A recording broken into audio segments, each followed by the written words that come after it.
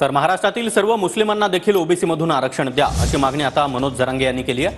मुस्लिमांना ओबीसी मधून आरक्षण देण्याची मागणी जरांगे यांनी केली आहे। सरकार आरक्षण कसं देत नाही तेच पाहतो असा इशारा देखील मनोज जरांगे यांनी दिला आहे। तर धर्माच्या नावानं कुणाला देखील आरक्षण मिळू शकत नाही असं उत्तर भाजपचे आमदार नितेश राणे यांनी दिलं आहे। सरकारी नोंदी ह्या मुसलमानांच्या सुद्धा निघाल्या। जर त्यांच्या मुसलमानाच्या कुणबी म्हणून नोंदी निघाल्यात, लिंगायत समाजाच्या निघाल्यात, मारवाडी समाजाच्या निघाल्यात, ब्राह्मण समाजाच्या निघाल्यात, आणखीन लोहार समाजाच्या निघाल्यात, जर मुस्लिमांची कुणबी सरकारी नोंद म्हणून निघाली असली तर सगळ्या मुस्लिमांना या राज्यातल्या तुम्ही कुणबी म्हणून ओबीसीत आरक्षण दिलं पाहिजे। तुम्ही कसे देत नाही तेच बघतो मी आता। धर्माच्या नावाने आपल्या संविधानामध्ये कोणालाही आरक्षण मिळू शकत नाही, म्हणून अशा पद्धतीच्या मागण्या हा संविधानामध्ये मांडणारा नाही।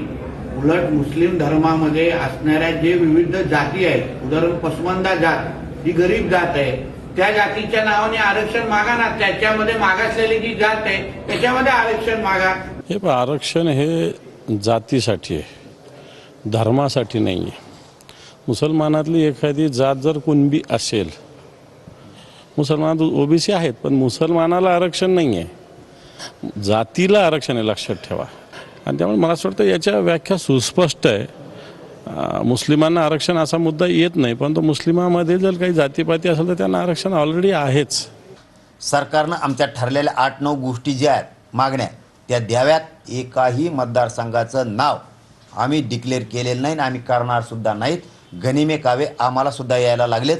13 तारखेच्या नंतर मराठा समाजाची बैठक घेऊन आम्ही ठरवणार 283 उभा करायची का 288 पाडायची।